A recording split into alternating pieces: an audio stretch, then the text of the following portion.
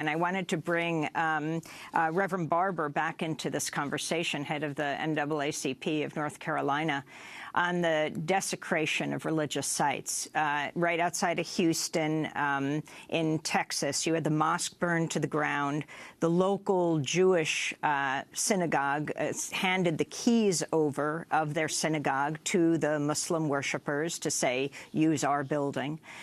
You have Empower, the Muslim group led by Linda Sarsour, raising, what was it, over $100,000 when she heard about the Missouri vandalism at the Jewish cemetery for restoring that cemetery.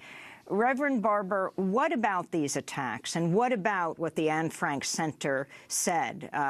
Whether President Trump is actively encouraging this, he's got to make a national statement against this. I don't think he's tweeted about this recent cemetery attack. It took a long time on the Missouri one. He finally spoke at the African American Museum in Washington, reading a statement after tremendous outcry from folks of all different religious persuasions.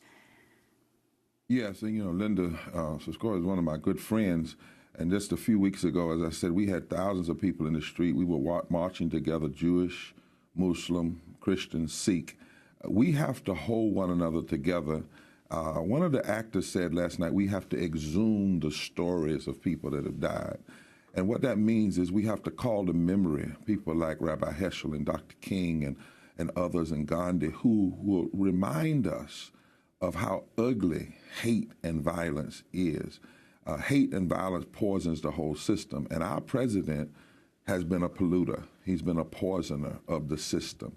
Whether it was the hate that was embedded in his birtherism claims, the hate that he has shown toward Mexicans, in naming them rapists and criminals, the hate he has shown toward Muslims and refugees, but it's not just President Trump.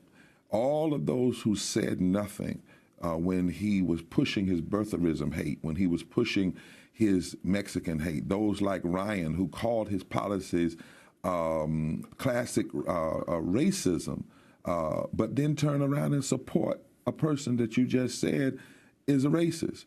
And so we've seen it in so many ways. And then in addition to that, and we're seeing this violent political, violent policies. Coretta Scott King once talked about denying people health care was a form of violence. And what are we seeing today? We're seeing this attack on the poor, attack on immigrants. We're seeing attack on people that need health care. It's been attack, attack, attack, attack.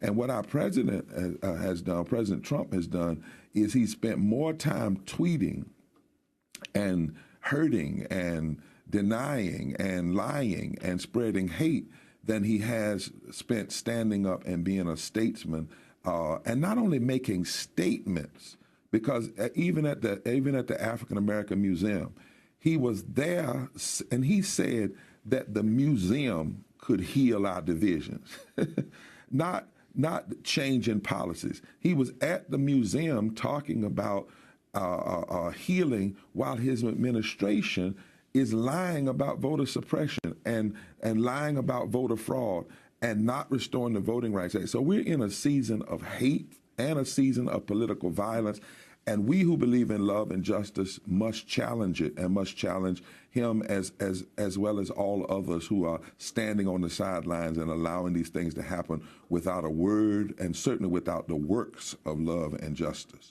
I wanted to ask Rabbi Ari Lev-Fornari, President Trump did make a statement last week against anti-Semitism. What was your reaction to that statement, and what do you feel, if anything, is his responsibility as we're seeing this increase in attacks, anti-Semitic attacks around the country? Yeah, certainly we see this rise as part of, in this case, the tactic of the state and seemingly the agenda of this administration to intimidate and fear. And the appointment of Jeff Sessions and Bannon make it clear that whether or not he makes a statement, his words and his actions are incongruent with one another. And it's our responsibility to create a sense of collective safety and support each other and show up for each other. And in the spirit of Heschel, as Reverend Barber was saying, real prayer is the overturning of the callousness of hatred and oppression and injustice anywhere, and that's what this will be, our rising against this administration and against the those who have been emboldened to act out of white supremacy, we will rise against it, and our prayer will be to overturn that and to come together and build greater relationships and greater coalitions for real justice in this country. Has the Trump immigration crackdown led any synagogues to become sanctuary synagogues, Rabbi Fornari? Yeah, in fact, actually, Kol Tzedek Synagogue in West Philadelphia joined the new sanctuary movement here in Philadelphia. And it's my understanding that 4 other synagogues in the last several months have joined the new sanctuary movement. And we have an organizing body, and over 500 people in Philadelphia have been trained in their new campaign, Sanctuary in the Streets, and including dozens of my own congregants here in Philadelphia. And we've unfortunately had the opportunity to offer rapid response and witness in solidarity and figure out ways that we can mobilize in support of immigrant communities of which we are a part, of which there's members in our own community. We have a large multi-faith community, many members in interfaith relationships. So the Muslim community is directly part of our community, and immigrant communities are directly part of our community, and we stand with them in solidarity and also as them. Very quickly, finally, when asked about anti-Semitism, when he cuts off questions at news conferences, he often refers to his family, Jared Kushner, his son-in-law, and, of course, his daughter, Ivanka, who converted to Judaism when she married Jared Kushner. Your response when he says you can't get someone less anti-Semitic than me? The term anti-Semitism has been exploited for all sorts of imperialist projects. And when I hear that, I feel a lot of shame and disgrace for the way they're standing and in that Judaism. And I believe that Judaism is committed to the liberation of all people and as a spiritual practice that is meant to, open our hearts and increase compassion and justice in this world. And we all claim our own spiritual practice and our own spiritual traditions, and I claim it very differently than Jared Kushner does. And I stand in opposition to this administration and to the ways that it may exploit Judaism for its own purposes.